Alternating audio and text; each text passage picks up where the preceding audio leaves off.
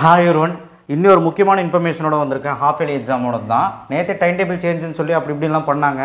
ஏற்கனவே பசங்க வந்து ரொம்ப குழம்பி போயிருக்காங்க, அந்த டைம் டேபிளாக இந்த டைம் டேபிளான்ட்டு. ஓகே, நேற்று போட்ட டைம் டேபிள் தான் ஃபைனலைஸ்டு, அதாவது ரிவைஸ்டு டைம் டேபிள் 28ஆம் தேதி வந்திருக்கு.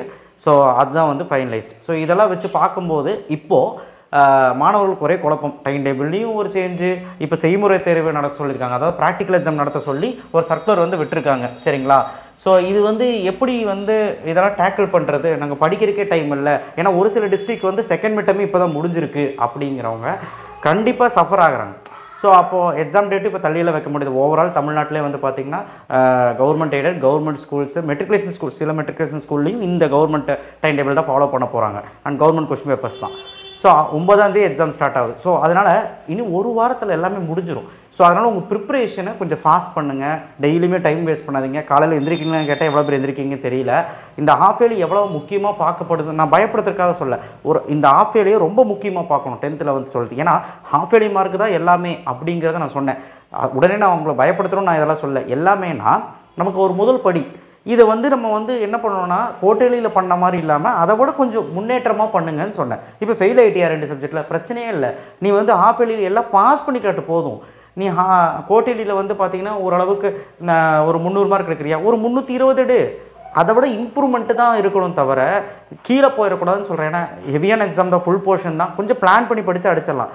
நான் 12th 11th 10th பொறுத்த வரைக்கும் பிளான் எல்லாமே நான் சொல்லுவேன் அடுத்தடுத்த வீடியோக்களில். சரிங்களா? ஏன்னா படிக்கிறது ரொம்ப கஷ்டமாக இருக்குது. ஸோ ப்ளூ பிரிண்ட்டு எப்படி படிக்கணும் எல்லாமே சொல்லுவேன். இப்போ இந்த வீடியோ எதுக்காகனா, ப்ராக்டிக்கல் எக்ஸாம் வந்திருக்கு சார், இந்த சர்க்குலர் வந்து வெளியிட்டிருக்காங்க, இதை பற்றி பேசுங்க சார்ன்னு நிறைய பேர் அனுப்பிச்சிருந்தாங்க. ரொம்ப முக்கியமாக இந்த சர்க்குலரில் வந்த விஷயம் வந்து சில ஸ்கூலில் வந்து இந்த ப்ராக்டிக்கல் டேட்டு வந்து பொதுவாக தான் இதை அனுப்பியிருக்காங்க. இந்த ப்ராக்டிக்கல் டேட்டுக்கு அனுப்புவாங்களா, சாரி, இந்த ப்ராக்டிக்கல் டேட்டுக்கு வந்து ப்ராக்டிக்கல் வச்சாங்கன்னா நாங்கள் எப்படி சார் படிக்கிறது, இந்த மாதிரி நிறைய ஆசிலேஷன்ஸ். நீங்கள் அப்பவும் படிச்சு தான் ஆகணும். ஏன்னா ப்ராக்டிக்கலுக்குன்னு சொல்லி ஒரு 3 ப்ராக்டிக்கல் இருக்குமா, அந்த 3 ப்ராக்டிக்கலுக்கு ப்ராக்டிஸ்க்காக தான் கொடுக்குறாங்க. ஏன்னா அந்த இன்டர்னல் மார்க்குங்கிறது, அந்த ப்ராக்டிக்கல் மார்க்கு, அந்த அட்டண்டன்ஸ் மார்க் எல்லாமே சேர்த்து அந்த 30 மார்க்கு.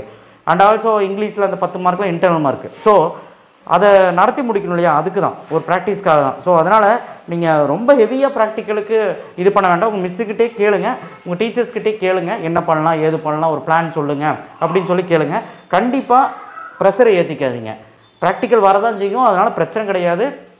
கட்டாயமாக நடத்தணும் வேறு சர்க்குலரில் சொல்லியிருக்காங்க பாருங்கள். பள்ளிக்கல்வி தேர்வுகள், அரையாண்டு செய்முறை தேர்வுகள், அரசு மற்றும் அரசு உதவி பெறும் உயர்நிலை மற்றும் மேல்நிலை பள்ளிகளில் பயிலும் 10ஆம் வகுப்பு 11 மற்றும் 12ஆம் வகுப்பு மாணவர்களுக்கு செய்முறை தேர்வு நடத்துதல் சார்பாக அப்படின்னு சொல்லி ஒரு சர்க்குலர். அரசு மற்றும் அரசு உதவி பெறும் உயர் மற்றும் மேல்நிலை பள்ளிகள், அப்போது ப்ரைவேட் ஸ்கூல்ஸ் இங்கே சொல்ல, கவர்மெண்ட் மற்றும் கவர்மெண்ட் எய்டட் ஸ்கூல்ஸ் தான் சொல்கிறாங்க. உயர் மற்றும் மேல்நிலை பள்ளிகள், மெட்ரிகுலேஷன் ஸ்கூல் வருது பாருங்கள், 10, 11 மற்றும் 12ஆம் வகுப்பு, இது வந்து யார் வேணாலும் ஃபாலோ பண்ணலாங்க. ப்ரைவேட் ஸ்கூல்ஸு இல்லை கவர்மெண்ட் எய்டட் கவர்மெண்ட் ஸ்கூல்ஸு இது ஃபாலோ பண்ணலாம். இல்லை அவங்களே வந்து ப்ராக்டிக்கல் முன்னாடி நடத்தி முடிக்கலாம், இல்லை ப்ராக்டிக்கல் லேட்டாக வைக்கலாம், ஒரு 6ஆம் தேதி அந்த மாதிரி லேட்டாக வைக்கலாம். அதெல்லாம் ஸ்கூலோட இதுங்க. ஏன்னா இது வந்து ஸ்கூல் தான் நடத்துது. அதனால் இப்போ பப்ளிக் ப்ராக்டிக்கல்னால் பொதுவாக ஒரு டைம் டேபிள் இருக்கும், அந்த டேட்டுக்குள்ளே நடத்தி முடியுங்கன்னு சொல்லுவாங்க. பட் இது வந்து எப்படி வேணாலும் இருக்கலாம், உங்கள் ஸ்கூலை பொறுத்து மாறும். அதனால் இந்த டேட்டெல்லாம் பார்த்து கன்ஃபியூஸ் ஆகாதீங்க. நீங்கள் ப்ரிப்பரேஷனை மனப்பூர்வமாக பண்ணுங்கள், தேவையில்லாமல் போட்டு ஆசிலேட் ஆகிட்டு இருக்காதிங்க, அவ்வளோதான் நான் சொல்லுவேன். சரியா? ஸோ அதனால் இதெல்லாம் பார்த்து குழம்பாதீங்க.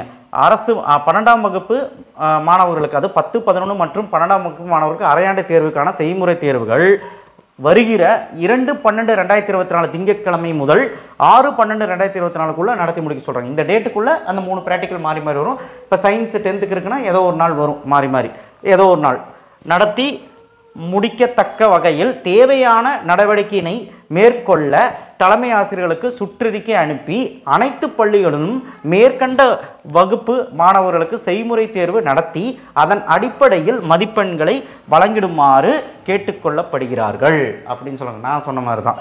ஸோ அதனால் அங்கே சைன்லாம் போட்டிருக்காங்க பாருங்கள். சைன்லாம் போட்டு பெறுநர் முதன்மை கல்வி அலுவலர் யார், அனைத்து மாவட்டங்களுக்கும் இந்த சர்க்குலர் வந்து அனுப்பியிருக்காங்க.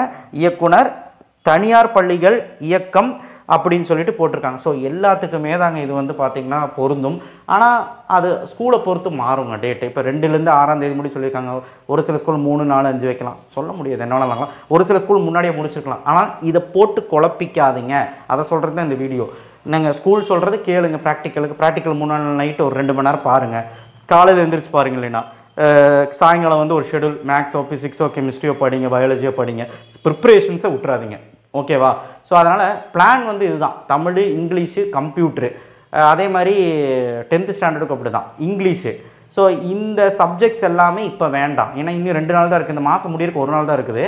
ஸோ அப்போ நீங்கள் என்ன பண்ணணும் அப்படின்னா ஒரு 2ஆம் தேதிக்கு மேலே ஸ்டார்ட் பண்ணிக்கோங்க. Tamil, English, computer. சார் படிக்க டைமே இல்லைங்க சார், கம்ப்யூட்டர் அப்போ ஸ்டார்ட் பண்ணால் ஃபெயில் ஆயிடுவணும் அப்படிலாம் கிடையாது. இம்பார்ட்டன்ட் கொஸ்டின்ஸ் ஃபாலோ பண்ணுங்கள். நான் போடுறேன். கம்ப்யூட்டருக்கு மட்டும் நான் போடலை, பயாலஜிக்கும் போடலை. ஆனால் பயாலஜி, ஃபிசிக்ஸ், கெமிஸ்ட்ரி, மேக்ஸு இது இருக்கிறவங்க கட்டாயமாக நீங்கள் இப்போ ப்ரிப்ரேஷனில் தான் இருக்கணும். ஏன்னா போர்ஷன்ஸ் ஹெவி. கொஞ்சம் டெய்லியுமே போட்டு பாருங்கள். நான் வர கிராஸ் சீரிஸ் போட்டுட்ருக்கேன், அதையாவது ஒழுக்கமாக மேக்ஸில் ஃபாலோ பண்ணுங்கள். ஃபிசிக்ஸில் 5 மார்க்ஸ் எல்லாம் முடிங்க. அப்படியே லைனாக ஒன்றுமே சும்மா இருக்காத. ஒரு ஃபஸ்ட் வால்யூமில் இருக்க ஒரு முக்கியமான ஒரு 5 5 மார்க் இன்றைக்கி படி. செகண்ட் வால்யூமில் முக்கியமாக இருக்கிற ஒரு 5 5 மார்க் ஏதாவது ஒன்று பண்ணுங்கள். இல்லை யூனிட் வைஸ் போறியா, யூனிட் வைஸ் வந்து படி. கெமிஸ்ட்ரிலேயே அப்படி தான் 15 யூனிட் இருக்குன்னு பயப்படாத. ஃபஸ்ட் வால்யூமில் என்னெல்லாம் முடிச்சிருக்க, என்னெல்லாம் முடிக்கணும்னு பாரு. செகண்ட் வால்யூமில் ஈஸியான யூனிட் எடுத்து பாரு. நான் சொல்லிட்டேன் என்ன யூனிட்னு, அதுக்கு ஒரு வீடியோ போட்டுட்டேன்.